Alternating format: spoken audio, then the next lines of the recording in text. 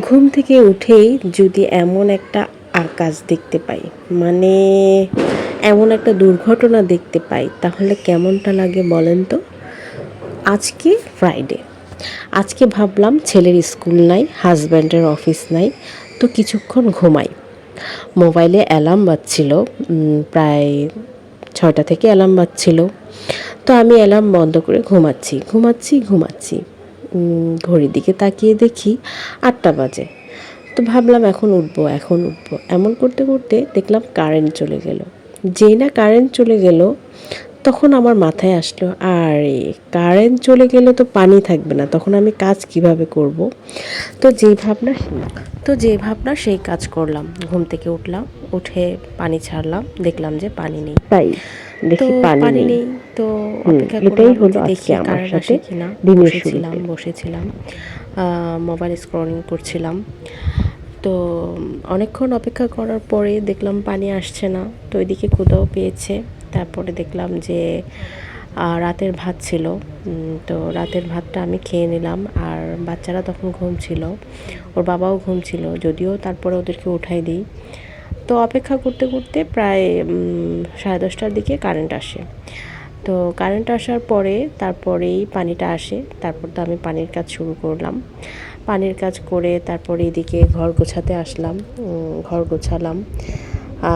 তারপর ওইদিকে যেহেতু আজকে ফ্রাইডে, আজকে মাংস রান্না করব, মাংসটা ভেজে আসলাম। প্রত্যেক ফ্রাইডেতেই আমি একটু স্পেশাল কিছু করার চেষ্টা করি, কারণ যেহেতু আমার ছোট ছোট বাচ্চা আছে, ওদেরকে সবসময় স্পেশাল ফিল করাই। প্রত্যেক সপ্তাহে শুক্রবার আসলে এটা যে একটা আলাদা দিন, এটা ওদেরকে আমি বোঝানোর চেষ্টা করি। তো যাই হোক, যেহেতু শুক্রবার আমার হাজব্যান্ডও বাসায় থাকে, তো সব মিলেই আমার একটু রিচ খাবার রান্না করা হয়। কার বাসায় কী রান্না করো সেটা আমি জানি না।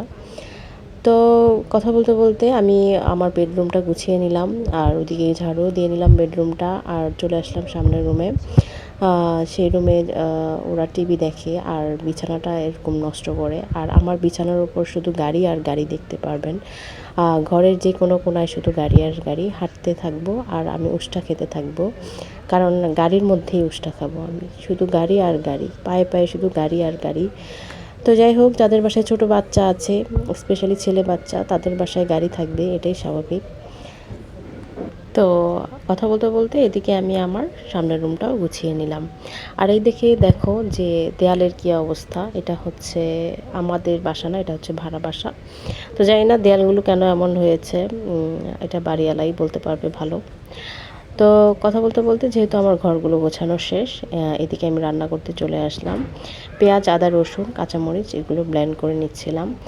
আর যে কোনো মাংস রান্নার ক্ষেত্রে টাটকা ব্লেন্ড করে নিলে ওটাই ভালো হয়।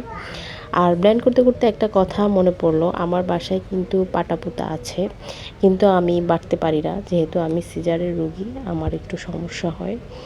আর এই সমস্যাটা হয়তো সবাই বুঝবে না। যেসব মহিলারা, মানে আগের মহিলাদের কথা বলছি, 50 ঊর্ধ্ব মহিলারা আছেন, আগের মহিলাদের তো 10-12টা করে বাচ্চা হতো। তখন ওনাদের কি কি সমস্যা হতো সেটা জানি না। তবে আমাদের সিজারে, এখনকার জেনারেশনের সিজারে যে প্রবলেমটা হয়, প্রচুর কোমরে ব্যথা করে, হাত পা অবশ হয়ে আসে, এটা একটা বিরাট সমস্যা। এই সমস্যাটা সবাই বুঝবে না, বিশেষ করে আগের মহিলারা। যাদের 10টা 12টা বাচ্চা কাচ্চা হতো, তাদের কি অবস্থা সেটা আমার জানা নেই। তো যাই হোক, এদিকে মশলা কষিয়ে নিচ্ছি আর মাংস রান্না করছি। মাংস রান্না করতে করতে একটা কথা তোমাদের সাথে শেয়ার করি। যারা এখনও মা বাবার সাথে আছো, ছেলে হোক আর মেয়ে হোক, যেই আমার ব্লগটা দেখছো, তারা অনেক ভাগ্যবান। এক মুঠ ভাতের কি মূল্য তুমি তখন বুঝবে যখন তুমি তোমার মা বাবার কাছ থেকে সরে যাবে। মা বাবা হচ্ছে এমনই একজন যে কখনো তোমাকে ভাতের অভাব কী, কাপড়ের অভাব কী, ভদ্রতা, কোনো কিছুর অভাব তুমি বুঝতে পারবে না যখন তুমি মা বাবার কাছে থাকবে। কিন্তু এই মা বাবার গণ্ডিটা যখন পেরোবে, যদি তোমার ভাগ্য খারাপ হয়, যদি তোমার একটা ভালো সঙ্গী কপালে না জুটে, যেটা হাজব্যান্ড হোক আর ওয়াইফ হোক, একটা ভালো শ্বশুরবাড়ি কপালে না জুটে, একটা ভালো পরিবার কপালে না জুটে, তাহলে এক মুঠ ভাতের কি মূল্য তুমি তখন বুঝবে, বিশেষ করে মেয়েদের ক্ষেত্রে। মেয়ে যখন পরের বাড়ি যায় সবচেয়ে বেশি সাফার করে এই খাবারের খোঁটাটা। কিন্তু এটা বুঝতে চায় না যে সে মেয়েটা কোন পরিবেশ থেকে আসছে। আর একটা মেয়ে যত গরিব ঘরের মেয়ে হোক না কেন, একটা রিক্সা চালকের মেয়ে হোক না কেন, সে লোকটা অত্যন্ত ওই মেয়েটাকে রানী বানিয়ে রাখে। একটা বাবার কাছে একটা মেয়ে একটা রাজকন্যা, কিন্তু পরের বাড়িতে হয়ে যায় চাকরানী, পরের বাড়িতে হয়ে যায় অবহেলিত, পরের বাড়িতে হয়ে যায় ফকিন্নি, এক কথায় ফকিন্নি।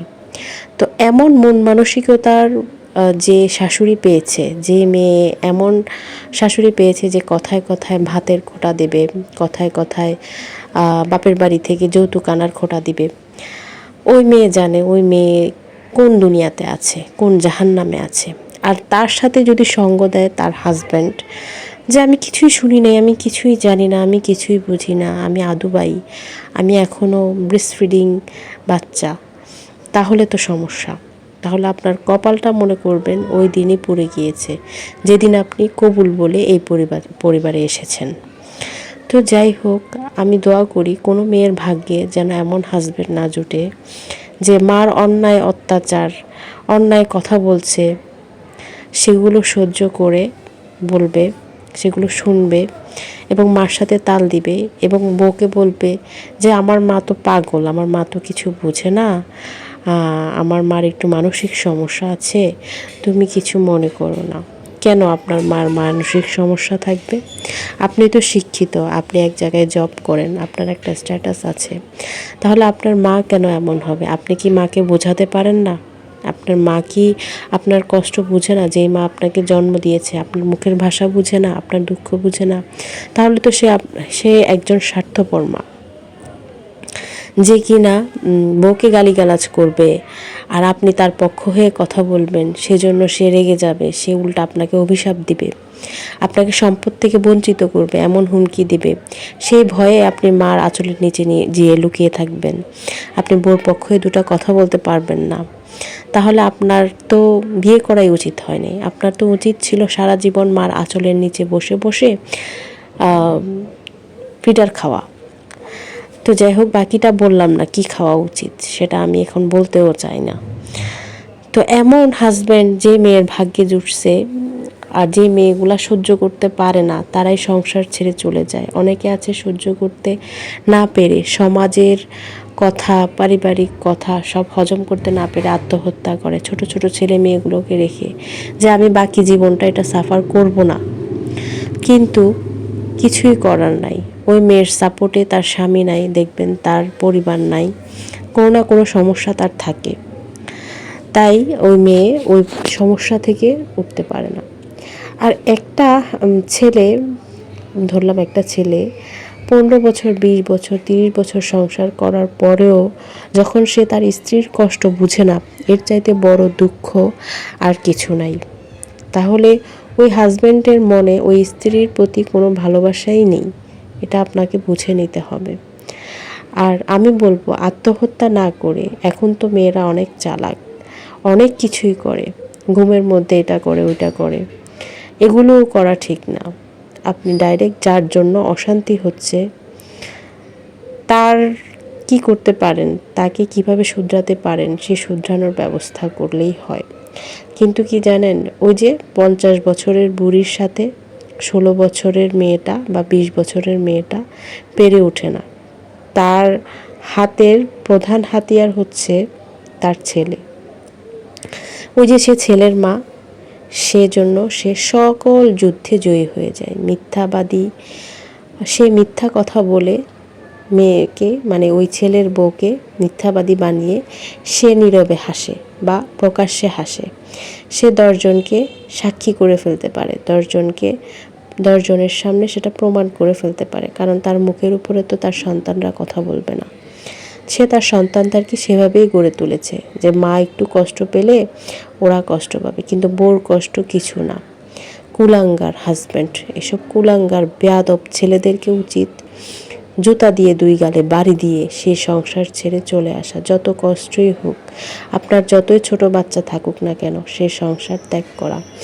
এই পরিবেশে, এই সমাজে যদি আপনার সন্তান বড় হয়, সেও দেখবেন তার বাপের মতন একটা কুলাঙ্গার হবে। আমি দোয়া করি এমন ফ্যামিলি বা এমন ভাগ্য, এমন স্বামী, এমন 50 বছরের বুড়ি বেয়াদব অসভ্য মিথ্যাবাদী মহিলা কোনো মেয়ের কপালে না জুটুক। আর ওইসব মহিলারা তো জাহান্নামে যাবেই, সাথে এমন এমন কাজ করবে যার জন্য তার ছেলে, তার পুরো পরিবার জাহান্নামে যাবে।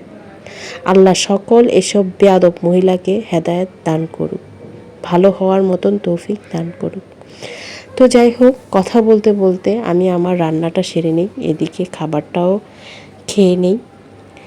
আর আজকে না, গতকালকে একটা সারপ্রাইজ আসে আমাদের বাসায়। সেটা হচ্ছে আমার হাজব্যান্ডের যে বস, উনি মালয়েশিয়াতে ট্যুরে যান, সেখান থেকে আমার বাচ্চাদের জন্য কিছু চকলেট নিয়ে আসে।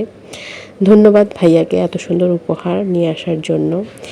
এইখানে ছিল 2টা কফি, সাবান, তারপর বডি স্প্রে, চকলেট, অনেক কিছুই ছিল। তো আমার বাচ্চারা কিন্তু চকলেট দেখে অনেক খুশি হয় এবং ওরা জিজ্ঞাসা করছিল এটা কি ওটা কি। ধন্যবাদ ভাইয়াকে, আপনাদেরকেও অনেক অনেক ধন্যবাদ এতক্ষণ আমার সাথে থাকার জন্য। আল্লাহ হাফেজ, সবাই ভালো থাকবেন।